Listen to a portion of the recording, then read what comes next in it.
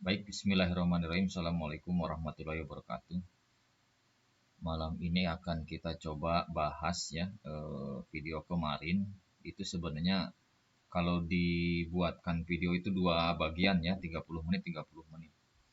Jadi kemarin itu kurang waktunya, mungkin disambung dengan video sekarang ya. Jadi video sekarang itu sambungan dari yang kemarin ya, di video sebelumnya. Jadi saya mencoba membuat judul ya, karena memang ini lebih menekankan kepada perbedaan pendapat ya.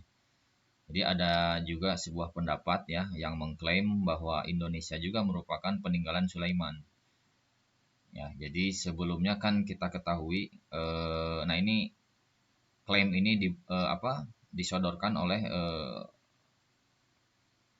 Pak Fahmi Basya ya. Jadi beliau beliau seorang dosen matematik ya yang concern kepada ayat-ayat suci Al-Quran.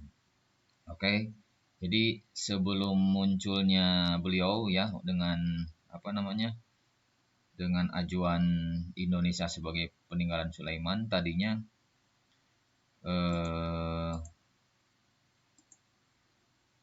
pendapat terkait Sabah itu ya, negeri Sabah itu ada dua. Jadi ada di Yaman dan di Ethiopia ya. Jadi di Yaman itu mayoritas ahli tafsir ya dari kalangan Muslim itu menunjuk negeri Sabah itu di Yaman. Adapun non-Muslim ya, baik itu Yahudi dan Nasrani itu menunjuk ke Ethiopia. Jadi permasalahannya ada dua. Nah sekarang bertambah. Jadi ada klaim baru ya dari Indonesia ya diajukan oleh Pak Fahmi Basya ini. Nanti kita lihat sebagai bagaimana menariknya pendapat-pendapat ini ya. Tapi untuk lebih memahaminya mungkin kita kembali dulu kepada yang intinya ya. Jadi malam ini kan malam Ramadan juga ya, masih di bulan Ramadan. Jadi kita harus memperbanyak membaca tilawah Quran ya dan memahaminya. Nanti kita kembali dulu ke surat eh, ini kan surat An-Naml ya. Kita mulai di surat An-Naml. Sebentar saya lihat dulu. Nah, di surat An-Naml ini ya, jadi banyak kisah Nabi Sulaiman itu ya, ini kisah Nabi Sulaiman itu yang berhubungan dengan Saba itu di posisi surat An-Naml ya. Terus di posisi nanti di surat Saba pun ada. Nah, kita coba dicek di surat An-Naml. Ini kebetulan saya sudah apa namanya? Salin lah biar kita langsung baca saja terjemahnya ya. Jadi dimulai dari kisah burung hudhud ya. Jadi dimulai dari An-Naml ayat 20. Jadi kisahnya begini, ketika Nabi Sulaiman itu mempersiapkan burung apa pasukannya ya. Jadi beliau melihat tidak ada salah satu prajuritnya yaitu burung hudhud. Ya, sehingga beliau marah mungkin ya dan akan apa namanya membuat perhitungan lah jika nanti hudhud tidak ketika disiapkan tidak hadir kan kurang lebih gitulah. Nah, sesungguhnya nah ini kisahnya seperti itu ya kita baca ya coba. Dan dia Nabi Sulaiman memeriksa burung-burung lalu berkata, "Mengapa aku tidak melihat hudhud? Apakah dia termasuk yang tidak hadir? Sungguh aku benar akan mengazab dengan azab yang keras atau benar menyembelih kecuali jika benar-benar dia datang kepadaku dengan alasan yang terang." Jadi kalau memang datang dengan alasan yang masuk akal, Nabi Sulaiman tidak mengurungkan niatnya. Yang ketiga itu maka tidak 27 ayat 22 ya, maka tidak lama kemudian datanglah hudud. Jadi hudud ini datang mungkin dari perjalanan jauh ya. Aku telah mengetahui, nah ini alasannya nih. Aku telah mengetahui sesuatu yang kamu belum mengetahuinya dan kubawa kepadamu dari negeri Sabah suatu berita penting. Jadi ini infonya sangat penting nih bagi siapa? Nabi Sulaiman ya. Sungguh aku menjumpai seorang wanita ya. Jadi ada ratu yang memerintah mereka dan dianugerahi segala sesuatu serta mempunyai singgasana yang besar. Jadi kemegahan negeri yang dilihat oleh hudhud ya, yang jauh gitu ya. Aku mendapati dia dan kaumnya menyembah matahari selain Allah. Ini saya apa tandain merah ya. Jadi negeri tersebut ini sangat jauh karena Nabi Sulaiman tidak mengetahui kan. Nabi Sulaiman itu kan raja ya di Palestina ya, di Yerusalem, tapi tidak mengetahui ini kondisi seperti ini ya. Dan dari sisi keyakinan kaum tersebut ya tidak menyembah matahari, artinya menyembah selain Allah. Dan setan telah menjadikan mereka memandang indah perbuatan tersebut. Mereka lalu menghalangi, jadi setan menghalangi dari jalan Allah sehingga mereka tidak dapat petunjuk. Jadi negeri ini tidak mendapatkan hidayah mungkinnya, tidak ada yang memberikan petunjuk Rasul mungkinnya di sana. Nah ini mungkin kan kewajiban Nabi Sulaiman juga kan. Nah, agar mereka tidak menyembah Allah maksudnya setan itu bermaksud agar tidak menyembah Allah yang mengeluarkan apa yang terpendam di langit dan di bumi, yang mengetahui apa yang kamu sembunyikan dan apa yang kamu nyatakan. Nah itu kelakuan setannya. Allah tiadalah Tuhan yang disembah kecuali Dia, Tuhan yang mempunyai arsy yang besar. Nah lalu Sulaiman menjawab ya, akan kami lihat apa kamu benar ataukah kamu termasuk orang-orang yang berdusta. Nah, jadi ini mengecek benar tidak burung hudud itu ya. Lalu mengecek Nabi Sulaiman itu dengan memberi amanah surat ya. Jatuhkanlah kepada mereka, kemudian berpalinglah dari mereka. Lalu perhatikan apa yang mereka bicarakan. Nah, jadi memerintahkan kembali burung hudhud untuk memberikan surat ya. Nanti hudhud jangan dulu pulang untuk melihat bagaimana tanggapannya, responnya ya. Nah, ini responnya nih. Ya, jadi berkata itu raja ya, dalam kurung ini Balkis ya. Kalau di pendapat yang lain ini Ratu Seba ya. Ada juga ini King of Seba, ada juga Queen ya, Queen of Makada. Nanti kita sama-sama lihat. Berkata Balkis, hai pembesar-pembesar, sesungguhnya telah dijatuhkan kepadaku sebuah surat yang mulia. Jadi Balkis ini meminta pendapat dari tokoh yang lainnya ya, pejabatnya lah di negerinya. Sesungguhnya surat itu dari Sulaiman dan sungguhnya isinya ini yang minggu kemarin kan, Bismillahirrahmanirrahim. Jadi dengan menyebut nama Allah yang Maha Pemurah lagi Maha Penyayang. Jadi diawali dengan kalimat Bismillahirrahmanirrahim yang kemarin ya, bahwa janganlah kamu sekali-kali berlaku sombong terhadapku dan datanglah kepadaku sebagai orang-orang yang berserah diri. Nah jadi ini Nabi Sulaiman memberikan surat dengan awalan basmalah, kemudian konten isinya untuk mengajak lah ya agar datang kepada Nabi Sulaiman dan berserah diri ya. Nah, berkata dia Balkis, hai pembesarku, berilah aku pertimbangan. Nah ini bagaimana nih dengan masalah ini untuk tidak pernah memutuskan suatu persoalan sebelum kamu berada dalam majelisku. Jadi meminta pertimbangan. Mereka menjawab, kita adalah orang-orang yang memiliki kekuatan.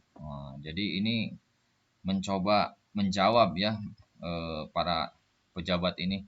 Kita tuh mempunyai kekuatan, kita punya tenaga kan, militer mungkin ya, memiliki keberanian yang sangat dalam berperang dan keputusan berada di tanganmu ya. Tapi kembali juga kan bahwa hasil keputusan musyawarah itu dari tangan Ratu Bilqis. Maka pertimbangkanlah apa yang kamu perintahkan. Nah, selanjutnya Bilqis berkata ya, sesungguhnya raja-raja apabila masuk suatu negeri niscaya mereka membinasakannya.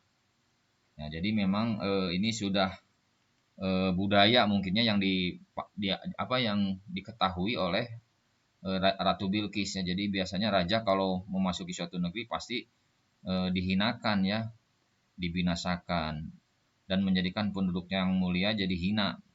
Dan demikianlah pula lah yang akan mereka perbuat. Nah, jadi ini praduga dari Bilqis dan yang lainnya ya di negeri tersebut. Dan sesungguhnya aku mengirim utusan kepada mereka dengan membawa hadiah. Nah, jadi Bilqis mencoba nih sejauh mana nih Sulaiman ini seperti apa ya, sifatnya atau ideologi dari negeri itu seperti apa dengan diiming-imingi hadiah mungkinnya.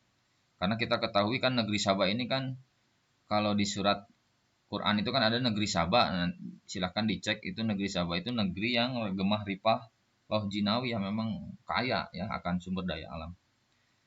akan menunggu. Nah, jadi mencoba mengirim utusan untuk diberi hadiah, dan aku akan menunggu apa yang akan dibawa kembali oleh utusan-utusan itu. Jadi dites ya, dites case coba seperti apa. Maka ini ketika utusan itu datang ya sampai kepada Sulaiman, Sulaiman itu berkata, apakah patut kamu menolong aku dengan harta? Nah, jadi harta itu ditolak ya oleh Raja Sulaiman, itu ditolak. Maka apa yang diberikan Allah kepadaku lebih baik daripada apa yang diberikannya kepadamu.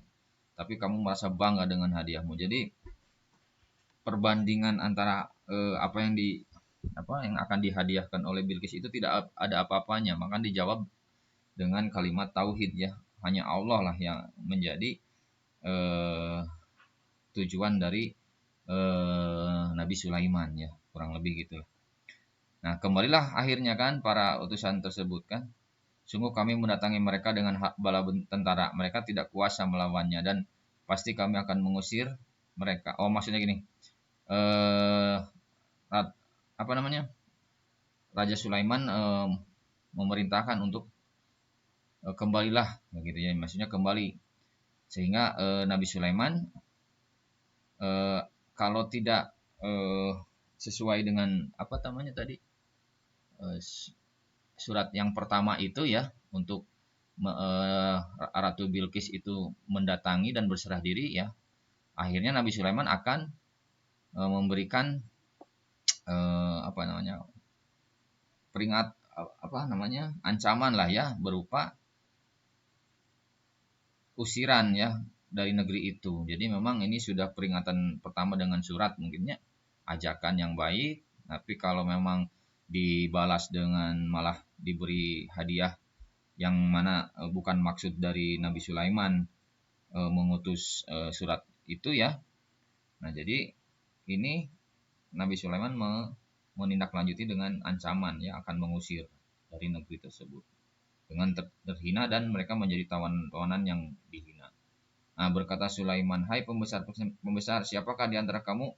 Nah, ini Nabi Sulaiman ya sebagai raja bertanya, siapa di antara kamu sekalian yang sanggup membawa singgasananya kepadaku sebelum mereka datang padaku. Nah, jadi sudah diprediksi nanti dengan utusan yang ditolak itu dan disuruh pulang, Nabi Sulaiman memprediksi ini nanti Bilqis akan datang ya. Nah, ini mencoba kepada pembesarnya Nabi Sulaiman, siapa yang bisa tantangan ya, yang bisa menghadirkan singgasananya. Nah, berkata nih Ifrit ya, Ifrit itu dari golongan jin. Aku akan datangkan kepadamu dengan membawa singgasana itu kepadamu sebelum kamu berdiri dari tempat dudukmu. Jadi memang ini sakti bangetnya jin Ifrit ini.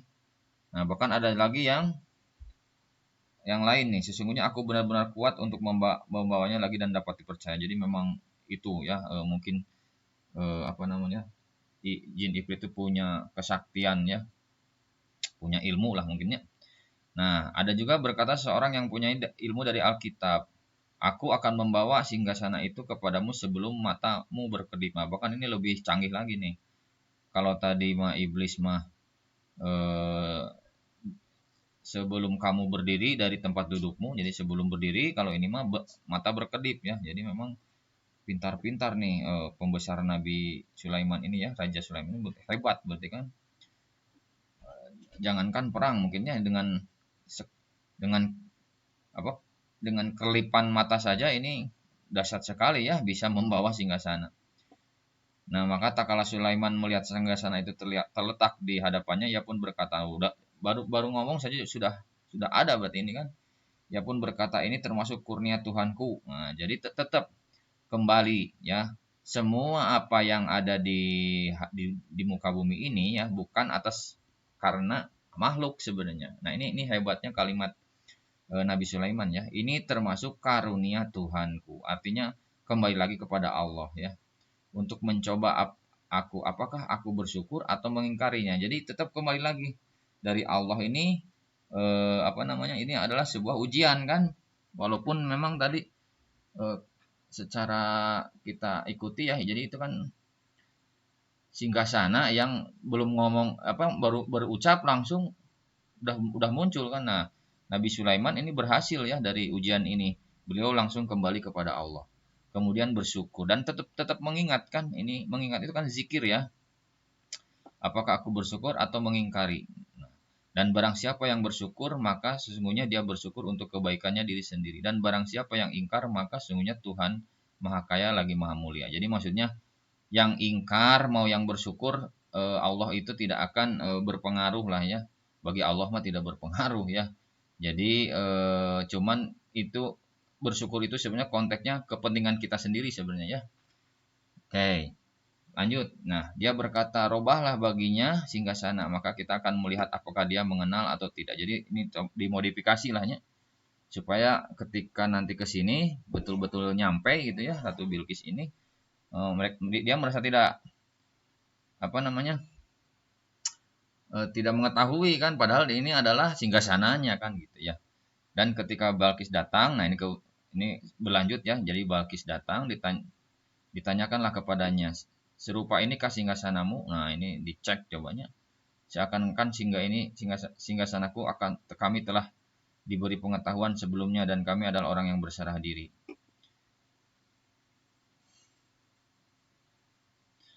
Nah, jadi dia menjawab, maksudnya Bilqis menjawabnya, ini kok sama kan gitu ya.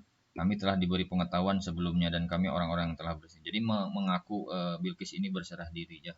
Muslimun ya. Jadi pasrah lah ya. Karena memang sangat powerful ini kekuasaan Nabi Sulaiman.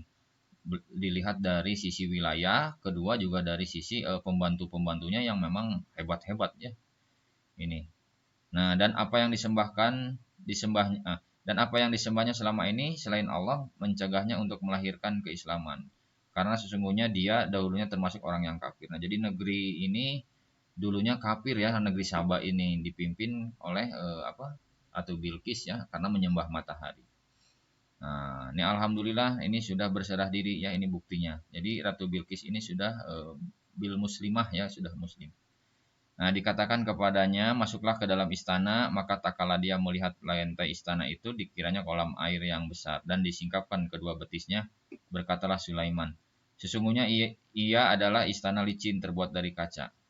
Berkatalah Balkis, ya Tuhanku, sesungguhnya aku telah berbuat jalim terhadap diriku, dan aku berserah diri bersama Sulaiman kepada Allah Tuhan semesta alam. Nah, jadi tersadar ya, Balkis itu sekelas Nabi Sulaiman yang memang mungkin apa namanya adidaya ya, negeri adidaya, negeri Israel yang negeri adidaya itu, tapi tetap merendah ketika berurusan dengan Allahnya.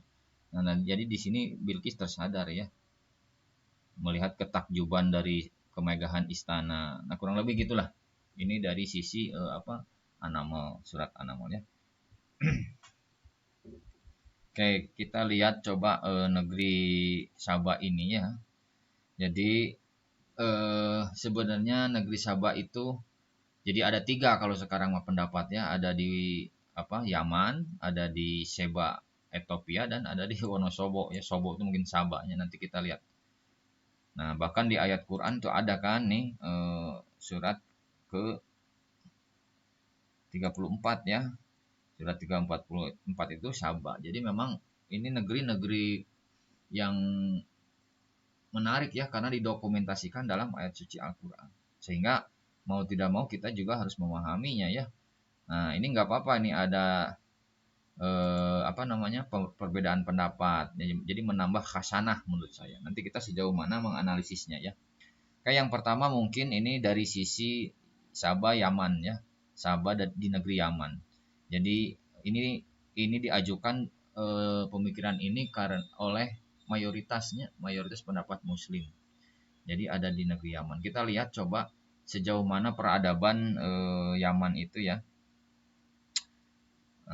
Ini ada Bendungan Ma'arib. Nah, Bendungan Ma'arib itu negeri Sabaknya. Bendungan yang nantinya jebol. Terus ini Sabak nih, Sabak itu punya. Nah, ini ya. Kita lihat coba, ini kebetulan di Google itu biasanya ada foto-foto ya. Kita lihat. Nah, ini mungkin reruntuhannya ya, reruntuhan ritual dari negeri Sabah yang memang menyembah matahari. Ya. Memang seperti itu. Terus yang Ini zona sini ya, mungkin mungkin ini sepertinya gersang hari ini. Tapi kalau tahun dulu mungkin ya, ini saya lihat dulu plot Nabi Sulaiman itu dengan negeri Saba itu, kita lihat coba kisah Nabi Sulaiman sekitar berapa tahunnya, tahun keberapa maksud saya. Ini Nabi Sulaiman ini kan, oke, Nabi Sulaiman ya. Nah ini sekitar 1250 min ya, jadi artinya sebelum Masehi. Masehi kan ini ya, Nabi Isa lahir, kurang lebih lah Nabi Isa lahir. Ini 1250, jadi ini 1250 sebelum Masehi. Nah bisa jadi ini mungkin dulunya ini hijau ya, tapi sekarang memang kondisinya seperti ini ya, bahkan padang gurun ya. Nah ini ada penampakan bendungan Ma'arib, kita coba lihat seperti bagaimana gitu ya gambarannya, kurang lebih gini lah. Oke, ada lagi nggak? Nah kurang lebih gitu ya. Jadi ini yang diakui apa pendapat yang ya diambil oleh beberapa kalangan besar ya umat Islam, bahwa negeri Sabah itu adalah yang dimaksud adalah negerinya eh, Balkis ini ya, di Sabah, di mana, di Yaman ya. Nah Yaman kan nanti terkenal juga dengan Quraisy-nya nih. Quraisy itu apa ya, coba kita lihat. Kalau kita pernah dengar Alfil, nah ini adalah Abraha ya. Abraha. Jadi memang menarik nih membahas ini. Nah ini Abraha itu kuilnya nih. Jadi dulu ini ingin menggantikan apa, Ka'bah ya.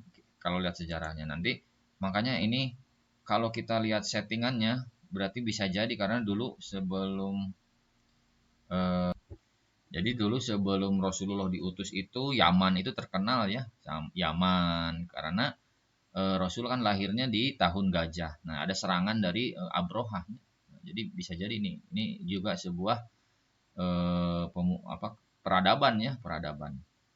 Nah, yang kedua ini adalah seba yang diajukan biasa, kebanyakan ini dari ahli kitab ya, dari Yahudi dan Nasrani. Jadi Seba itu adalah Ethiopia katanya kan gitu, bukan Yaman. Nah, ini jadi debatable memang antara Saba Yaman dan Saba apa namanya nih, Ethiopia. Nanti kita lihat coba peradabannya nih. Ini ada foto misalnya. Nah, ini foto-fotonya. Ya kuil-kuil lah ya. Memang dulu ritualnya. Nah, ini reruntuhan ya, reruntuhan.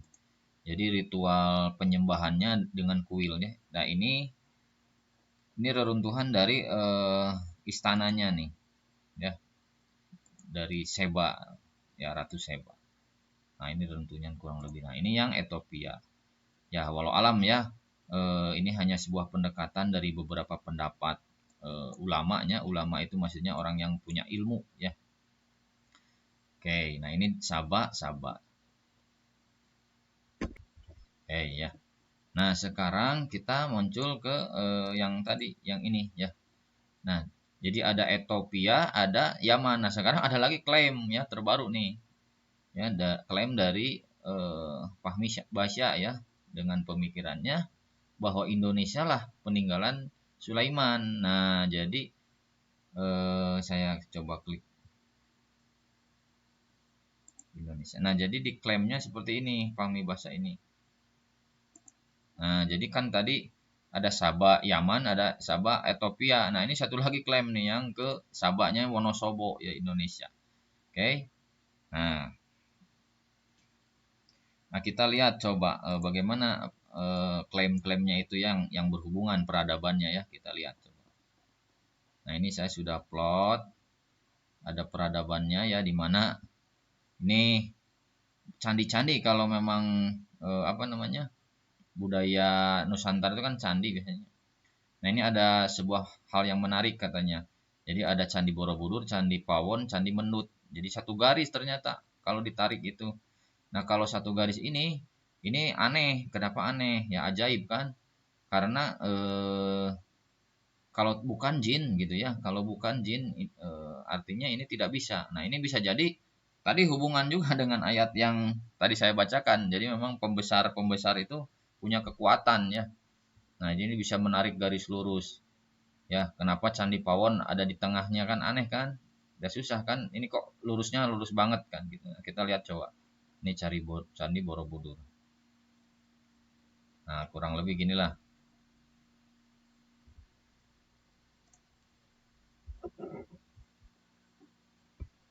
Nah, ini coba kita lihat.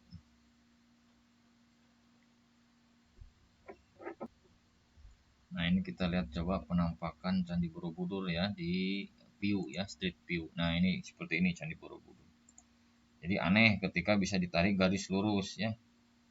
Nah, ini kok lurus kan gitu. Ini keajaiban mungkinnya dan tidak bisa manusia mungkin di sini. Kalau bukan jin, nah tadi saya nyambung dengan apa? Eh Pembesarnya Nabi Sulaiman kan jin ya, jin Ifrit tadi kan. Nah, ini Candi Pawon. Yang selanjutnya ini apa namanya? Candi Mendut ya. Nih, Candi Mendut kita lihat. Nah, Candi Mendut penampakannya seperti ini lah. Oke ya. Nah, ini. Terus peradabannya apalagi? Nah, ini ada nah ini domisili Ratu Sebanya di sini nih, Sabanya di sini ya, yang dimaksudnya itu Ratu Boko ya menurut Fahmi Basya ini ya. Kita lihat.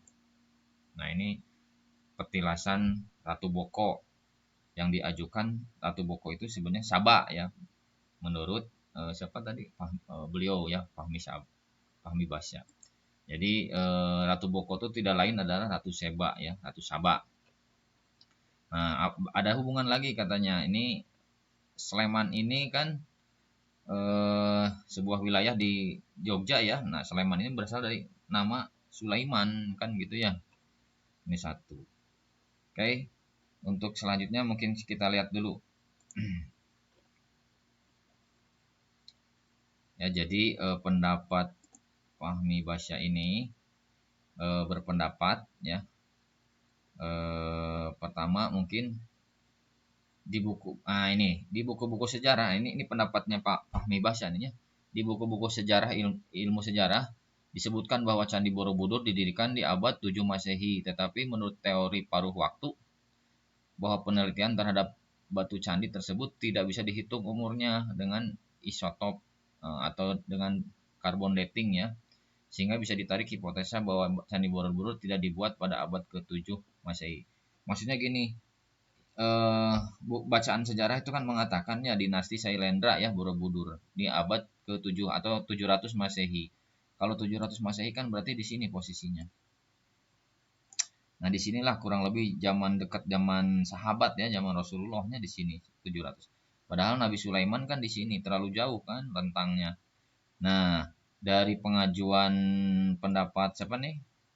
Fahmi Basya ini ternyata metode carbon dating ini tidak tepat. Ya, bisa jadi ini kesalahan menurut beliau sehingga waktu itu tidak dijadikan standar ya. Nah, ini klaim nih. Tidak apa-apa kan pendapat berbeda pendapat. Karena bagi saya begini oke lah nanti ya ini. Yang kedua mungkin posisi Borobudur yang segaris lurus yang tadi dikisahkan ya menjadi bukti bahwa mereka dibuat dengan jin. Ini dibuat untuk menggambarkan gerhana Borobudur sebagai matahari. Nah, kurang lebih itulah klaimnya ya. Terus ketiga, Sleman berasal dari kata Sulaiman. Ratu Boko diambil dari nama Ratu Buko Bilqis. Diceritakan lagi Nabi Sulaiman sering beristirahat dan berlibur di pantai sebelah timur negeri Sabah. Sementara di sebelah timur Indonesia dekat Pulau Papua ada Pulau Salomon yang diambil dari kata nama Sulaiman. Ya, Sulaiman Salomon kan gitu ya. Nanti kita lihat coba. Saya sudah cari ya Papua terus Salomon. Memang ini sebelah timur ya, tapi agak kejauhan di sini. Ini Pulau Salomon nih. Ya, mungkin tempat peristirahatan siapa Nabi Sulaiman. Nah, balik lagi ke sini. Ya, jadi yang selanjutnya di dalam Quran surat As-Sabah tanda-tanda daerahnya adalah buah pahit, sementara di sekitar Candi Borobudur ada buah Mojopahit. Nih Mojopahit itu dari jenis jeruk-jerukan ya, tapi pahit. Bahkan sebuah kerajaan besar yang pernah Jaya di Pulau Jawa dulu rela menamakan kerajaannya dengan nama Kerajaan Majapahit. Nah, ini buktinya. Ini jadi Majapahit itu kalau dilihatnya di surat ini nih, Anaba itu kan diceritakan negeri yang makmur ya, di mana di kanan kiri ada kebun kan, kebun-kebunan yang makmur. Nah, ini ada hutan katanya, hutan Wonosobo ya, Wonosobo. Nah, terus di Wonosobo itu ada buah pahit kan gitu kurang lebih. Nanti kita lihat klaimnya dari sisi mana tadi coba. Nah, ini ya. Nah, ini klaim-klaimnya ini beliau sudah menyampaikan ya. Jadi ini hutan Saba nih di dekat Yogyakarta, Sleman, Wonosobo ya. Nah, terus ada banjir nih. Jadi kita kalau lihat di surat Saba itu kan ada banjir Ma'arib itu kan ya. Saba juga cina katanya banjir. Nah, ini ada apa nih pendapatnya yang diajukan tadi yang Majapahit.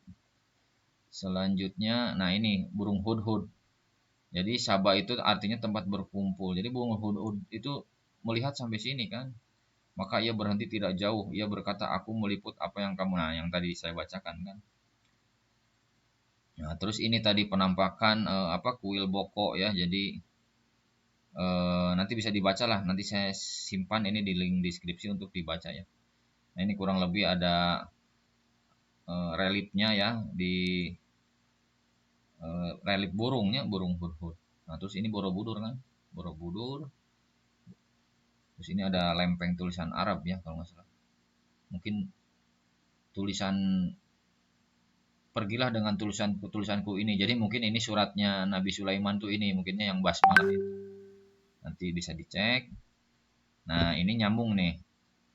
Jadi ini adalah sepotong stupa Borobudur yang masih tertinggal di Istana Ratu Boko, 36 km dari Borobudur. Jadi maksudnya gini, singgasana yang tadi diceritakan ya di surat An-Naml yang ini.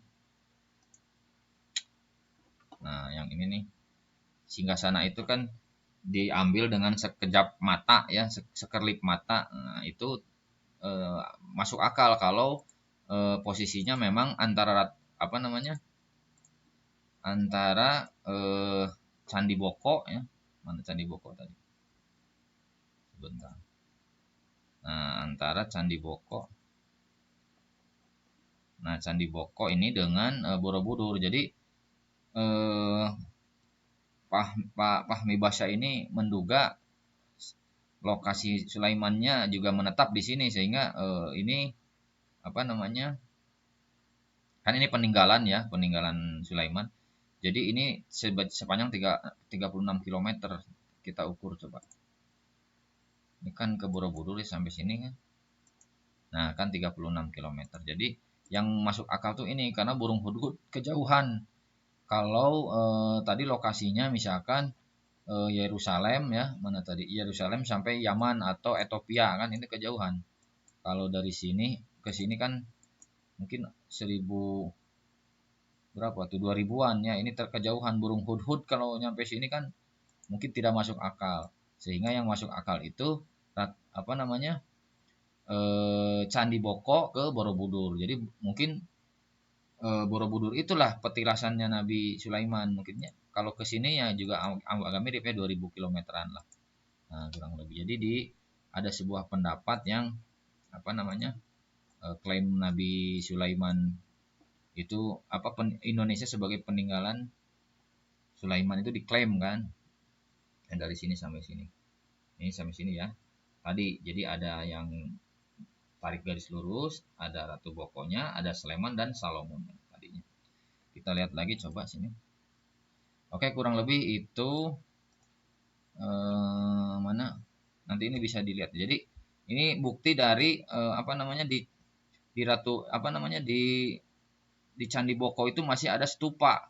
Ya stupanya mirip dengan stupa yang di Borobudur. Jadi contohnya tuh agak sama kan gitu. Jadi ada hubungan antara apa namanya Candi Boko dengan Candi Borobudur. Nah disinyalir inilah kisah Sulaiman itu yang tadi ya. Contoh singgasananya yang mirip itu kan. Nah, kurang lebih gitulah. Ini kalau lihat ceritanya ya di nanti ini saya kasih apa namanya PDF ini di link deskripsi. Oke.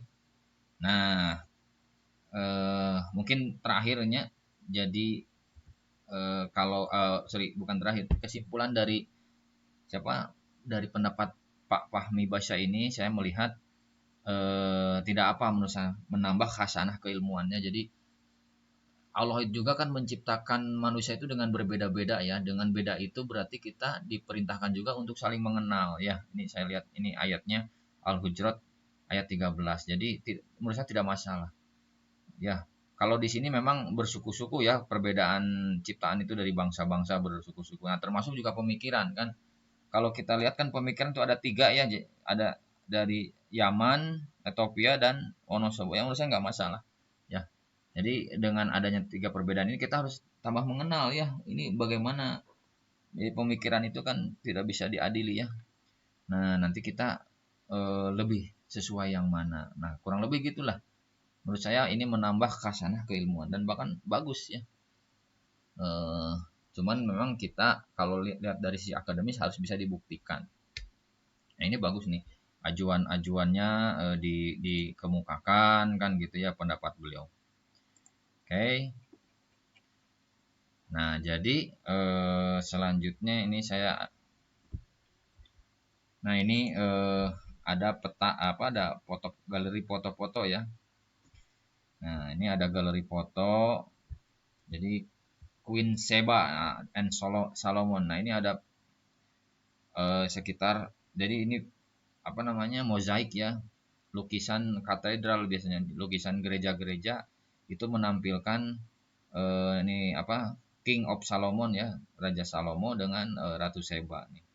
Ini tahun kira-kira 1200-an ya, abad 13-nya. Nah, ini lama nih berarti kan. Terus ini juga sama nih, abad ke-16 ya.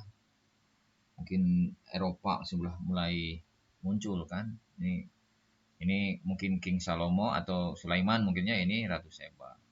Terus termasuk ini juga nih, abad 17 juga ada tampilan Ratu Sheba ya, menaiki kuda. Nah, ini dari lukisan pihak muslim mungkinnya, Bilqis Queen Sheba by Firdaus Bursa Bayazid II. Jadi zaman kekhalifahan Bayazid ya, Abbasiyah mungkinnya ya, Abbasiyah ya. Nah, dinasti Abbasiyah ini nampak mungkin nih, nggak tahu nih Nabi Sulaiman atau kayaknya Ratu Sheba ya, ditandu untuk dalam perjalanan mungkinnya. Nah, ini juga kuno nih, ditandu dengan binatang-binatangnya, mungkin bawaannya ketika perginya menghadap Nabi Sulaiman dan berserah diri. Terus ini dari cetakan dari tembaganya. Nah, perunggu ya, ini abad ke-14, 1300-an lah. Nah, terus ini nih bagus nih, ada juga embarkasi, jadi tempat kepergian menuju negeri Sulaiman itu kan. Nah, ini ada satu lagi nih, ini kulit hitam ya. Mungkin ini yang Ethiopia tadi ya, Queen of Makada. Nah, juga mengklaim kan, ini lukisannya agak kuno juga nih, 1400-an. Nah, jadi ini ada buku mungkinnya ini, Queen of Makeda. Jadi kadang-kadang dikenal juga dengan Queen of Makeda, Ratu Saba, Ratu Bilqis, atau Ratu Boko. Ya, menurut saya nggak masalah kan ya. Nah, jadi pendapat itu boleh-boleh saja ya. Jadi memperkaya khasanah keilmuan kita. Jadi mau 3 atau nanti juga ada lagi nggak masalah. Oke. Sebagai kesimpulan terakhir mungkinnya, saya juga ingin berpendapat, tapi pendapat saya tidak akan menghakimi yang mana pendapatnya ya. Kalau saya lebih cenderung kepada tadi yang mana, kembali lagi ke konteks ayatnya ya. Jadi ini ayatnya mana tadi ya, kita lihat.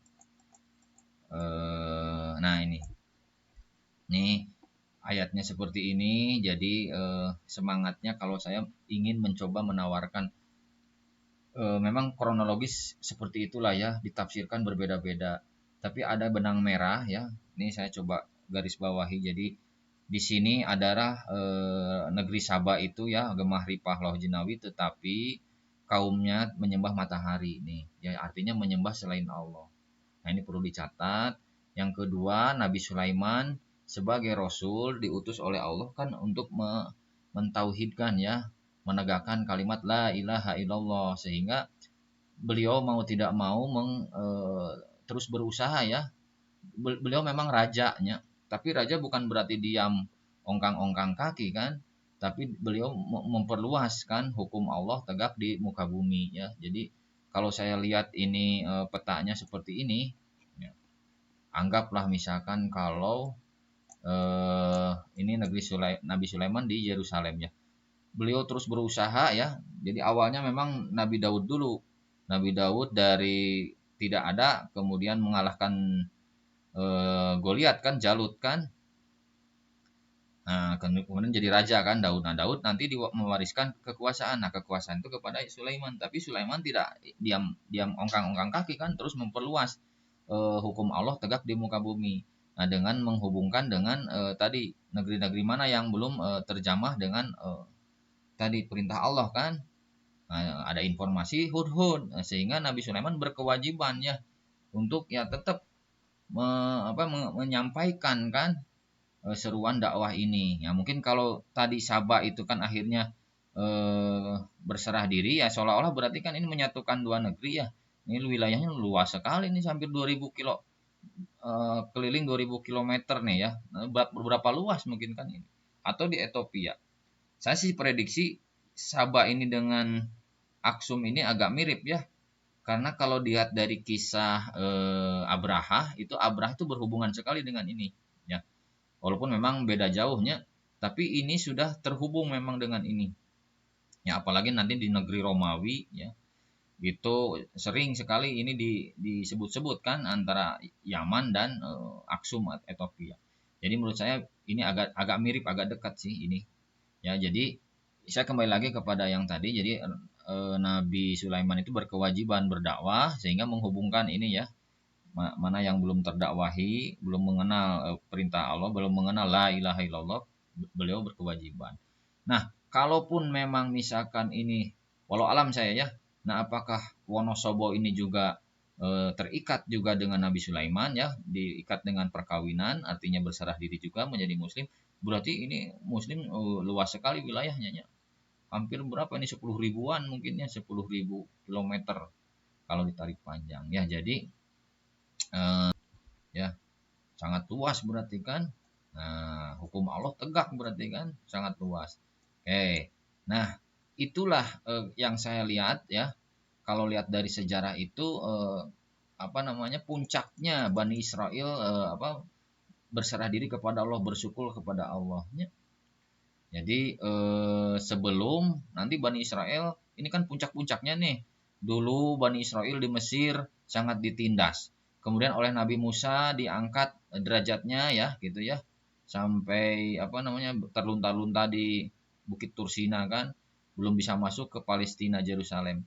Kemudian akhirnya terus oleh Yusya bin Nuh ya atau Yosua, nanti akhirnya di Nabi Daud mulai kan punya kerajaan dan bisa menegakkan hukum Islam. Kemudian diteruskan oleh Nabi Sulaiman dan ekspansi kan, kurang lebih ekspansi nih. Ini sangat besar nih kalau saya lihat kan. Nah, jadi sangat berjasa sekali nih Nabi Sulaiman ya. Nah, ini sejarahnya ketika setelah Nabi Sulaiman selesai, kalau lihat di plotnya itu akhirnya mulai meruntuh ya. Jadi puncak-puncaknya itu di Nabi Sulaiman akhirnya jadi runtuh kembali. Mulailah dikuasai oleh tadi ya Assyria, Yahuda ya, dan Israel itu berpecah. Yahuda, jadi Bani Israel itu berpecah. Jadi ada kerajaan Israel, ada kerajaan Yahuda. Nanti diserang oleh Assyria, diserang oleh Babilonia. Nah, mulailah Yunani muncul ya, peradaban Yunani. Nah, Yunani ini menurunkan Romawi. Nanti muncul juga Persia. Nah, nanti ada Rasulullah. Nah, kurang lebih sejarahnya seperti itu. Nanti kita lihat coba, ini ada istilah piala bergilir ya. Kanaan itu maksudnya Palestina. Jadi setelah kerajaan Nabi Sulaiman itu besar gitu ya, itu terpecah akhirnya ujung-ujungnya ya. Jadi di selatan ini namanya kerajaan Israel, Yang di bawah itu kerajaan Yahudi ya. Jadi ini putra putrinya Nabi Sulaiman nih. Tapi juga tidak kuat, akhirnya eh, di diambil alih oleh Assyria nih 722 Masehi diambil. Kemudian gantian Babilonia masuk kan. Gantian lagi apa nih, ini kan sebelum Masehi ya, sebelum Masehi. Gantian lagi nanti Alexander ya. Alexander itu Yunani kan. Helenisme masuk lagi kan. Nah, nanti diturunkan ke Romawi. Nah, nantilah di zaman Abu Bakar, Umar bin Khattab ya, zaman Rasulullah Madinah masuk ke sini. Nah, ini piala bergilir Kanaan lah, piala bergilir Yerusalem kalau boleh saya katakannya. Jadi puncaknya di Nabi Sulaiman, kemudian mundur-mundur semakin hancur ya ini Bani Israel. Bahkan sekarang kan agak ini ya. Ya mungkin kurang lebih gitulah. Jadi dari uraian ini eh, saya hanya ingin menyampaikan perbedaan pendapat, namun dalam hal ini juga saya berpandangan ingin mencoba mengembalikan situasinya kepada mana tadi coba. Tadi ya, jadi ada kaum yang menyembah matahari kan. Kemudian dengan tindakan usahanya Nabi Sulaiman akhirnya mendakwakan ini ya, jadi kembali ya, jadi la ilaha illallah. Nah, mungkin fenomenanya ini menarik ketika sekarang pun kan sama ya, ada negeri misalkan contoh ini, mohon maaf, kalau Jepang kan katanya menyembah matahari. Nah, bagaimana nih kita yang yakin bahwa Allah itulah Tuhan gitu ya, kalau matahari itu kan makhluk. Nah, bagaimana kita bisa mendakwahi yang masih menyembah kepada matahari? Nah, itu kan kurang lebih ya, tentunya harus seperti Nabi Sulaiman ya, punya etos kerja yang tinggi sehingga mereka akan tertarik. Kalau tidak kitanya melempem juga mereka tidak akan tertarik. Kita masih tanda kutip masih ya ini ada miskomunikasi atau misleading ya antara yang tidak punya Tuhan dan menyembah kepada makhluk gitu ya, tapi kita memiliki Allah tapi masih jauh lah ya etos kerjanya. Mungkin itu saja mungkin dari saya. Mudah-mudahan kita kembali kepada kisahnya. Kisah ini memotivasi kita untuk umat Islam menjadi tambah semangat dalam etos kerjanya.